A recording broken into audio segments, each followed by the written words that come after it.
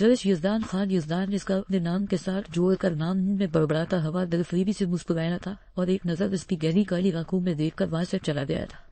خان کو یزدان کے اثرم کو ختم کرنے کی خبر مل چکی تھی جس سے وہ مطمئن ہو گیا تھا، لیکن وہ زرش کو یزدان کی پہنچ سے کہیں دور بھیجنا چاہتا تھا جس کا انتظام آج اس نے اپنا کام مکمل کر کے آ کر کرنا تھا۔ ابھی وہ بلیک پینٹ شرٹ میں ملبوس اپنی سبز چلد آنکھوں کے ساتھ اپنی بھرپور وجاہت سے اپنی گاڑی سے نکلا تھا اور کیفے میں داخل ہوا تھا جس کا مینیجر اسے دیکھتے ہی فوراً اس کے قریب آیا تھا۔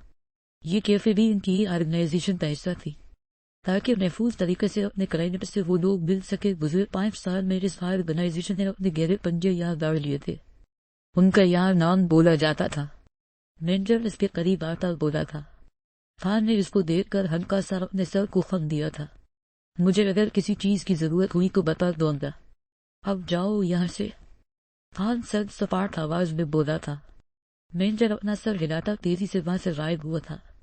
خان اپنے مخصوص ٹیبل پر جا کر بیٹھا تھا جہاں سے کیفے سے باہر روڈ کا منظر صاف دکھائی دے رہا تھا، مگر باہر سے لوگ اندر نہیں دیکھ پاتے تھے۔ باہر ہلکی پھلکی بوندا باندی ہو رہی تھی جو دیکھتے ہی دیکھتے تیز بارش میں بدل گئی تھی۔ وہ اپنی ٹانگ پر ٹانگ رکھے کروفر سے بیٹھا باہر دیکھ رہا تھا۔ کیفے میں عام لوگ بھی موجود تھے جس میں خان اپنی پرسنالٹی کی وجہ سے سب میں نمایاں ہو رہا تھا۔ کافی لڑکیاں مر کر اکیلے بیٹھے خان کو تک رہی تھی جس سے بے نیاز وہ اپنی گھڑی پر ٹائم دیکھ رہا تھا جو 8:05 کا بتا رہی تھی۔ اس کو لوگوں کا انتظار کرنا پسند نہیں تھا، تبھی وہ جانے کے لیے اٹھا تھا جب ایک لڑکی کو تیزی سے کیفے میں داخل ہوتے دیکھ کر وہ ایک پن کو رکھا تھا اور اس کی کڑائی میں ریڈ ریبن دیکھ کر وہ واپس بیٹھ گیا تھا۔ زمین بارش میں تقریباً پوری بھیگ چکی تھی۔ اس کی چادر جس سے اس نے نقاب کیا تھا وہ بھی ساری بھیگی ہوئی تھی۔ وہ ٹائم پر گھر سے نکلی تھی مگر بارش کی وجہ سے وہ لیٹ ہو گئی تھی۔ اس کے ہاتھ میں ریبن دیکھتا ایک ویٹر اس کے پاس آیا تھا اور اسے اشارہ کرتا خان کے ٹیبل کی طرف لے جانے لگا تھا۔ خان، زمین نے بیٹھنے سے پہلے دھیمی آواز میں پوچھا تھا۔ خان نے اپنی نظریں گلاس کے پار روڈ پر گاڑتے ہوئے اپنے سر کو خم دیا تھا۔ زمین اپنی چادر درست کرتی اس کے سامنے والی کرسی پر بیٹھی تھی اور اپنے لب کاٹتی وہ آہستہ آواز میں اس سے ملنے کا مقصد بتانے لگی تھی۔ مجھے یہاں کے ایک لوکل بندشی شاکر کا کاف قتل کروانا ہے۔ اس کے بولنے پر خان نے اسے دیکھا تھا۔ اس کی نظریں خود پر محسوس کرتی زمین نروس ہو رہی تھی اور گود میں دھرے اپنے ہاتھوں کی انگلیوں کو چٹکانے لگی تھی۔ خان کی نظریں اسے اپنے وجود کے پار ہوتی ہوئی محسوس ہو رہی تھی۔ وجہ؟ خان نے سرد آواز میں سنجیدگی سے پوچھا تھا۔ وہ میری بہن کو زبردستی اٹھا کر لے گیا ہے۔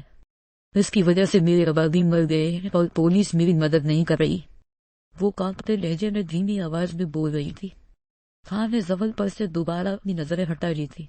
خان اسے مار کر میری بہن واپس لا دے، آپ جتنی رقم کہے گے میں دے دوں گی، وہ آخر میں مضبوط لہجے میں بولی تھی۔ خان کی آنکھیں زمین کی بات پر تنزیہ مسکرائی تھیں مگر اس کے ہونٹوں پر مسکراہٹ کی رمق تک نہ تھی۔ 10 کروڑ، خان نے اپنا معاوضہ بتایا تھا جسے سن کر زمین کی آنکھیں حیرت سے پھیر گئی تھی۔ جی؟ زمین نے زبان سے اپنے ہونٹوں کو تر کرتے بے یقینی سے اس کو دیکھا تھا۔ اتنے پیسے تو وہ ساری زندگی بھی جمع نہیں کر سکتی تھی۔ خان کو 1 منٹ لگا تھا یہ جاننے میں کہ یزدان جو لڑکی لایا ہے وہ زمین کی بہن ہے۔ اب وہ آسانی سے اس لڑکی کو یزدان کی زندگی سے غائب کر سکتا تھا۔ وہ ایک تیر سے 2 نشان لینے لگا تھا۔ کل صبح تک تمہاری بہن مل جائے گی مگر 2 گھنٹے کے اندر اندر تمہیں یہ شہر چھوڑ کر جانا ہوگا اور دوبارہ یہاں واپس آنے کا سوچنا بھی مت۔ اس کے بدلے میں تمہارا کام 1 لاکھ میں کر دوں گا، خان نے سنجیدگی سے کہا تھا۔ زمین نے حیرت اور خوشی کے ملے جلے تاثرات سے خان کو دیکھا تھا۔ حیرت براؤن آنکھوں میں ابھرتی خوشی کو خان نے گہری نظروں سے دیکھا تھا۔ پھر اپنا سر جھٹک کر وہ اپنی نظروں کا رخ موڑ گیا تھا۔ تیری آنکھیں بڑی گہری بہت ہی خوبصورت ہے، اجازت ہو تو میں کچھ دیر ان میں جھانک کر دیکھوں کہ مجھ کو چاند کی مانند جھیلوں میں اترنا لطف دیتا ہے۔ پھر وہ خوشی سے بولی تھی۔ وہ ویسے بھی لاہور اپنی پھپھو کے پاس جانے کا ہی سوچ رہی تھی، اس لیے اس کا کل ہی لاہور جانے میں مشکل نہیں ہوگی۔ خان اسے ایک نظر دیکھتا اٹھ کر وہاں سے خاموشی سے چلا گیا تھا۔ زمین جو اس سے پوچھنے والی تھی کہ وہ اس کو رقم کہاں دے مگر خان کے جانے پر وہ بھی خاموشی سے اٹھ گئی تھی۔ یزدان نے شام کو ہی سارے نکاح کے انتظامات کروا لیے تھے۔ اس نے خان کو اپنے نکاح کی معلومات نہیں دی کیونکہ اسے رگن تھا۔ خان اس کا نکاح کبھی نہیں ہونے دیتا، اس لیے سب سے چھپ کر اس نے سارا انتظام کیا تھا۔ زرش کو ایک سادہ سا جوڑا اور ساتھ اپنی ایک کالی چادر اس نے بھجوا دی تھی۔ زرش بھی ناک منہ چڑھا کر اپنے کپڑے بدل کر تیار بیٹھ گئی تھی۔ اسے زمل اور اپنے ربا کی شدید یاد آ رہی تھی۔ اس کے پاس بل نامی ملازمہ بیٹھی تھی۔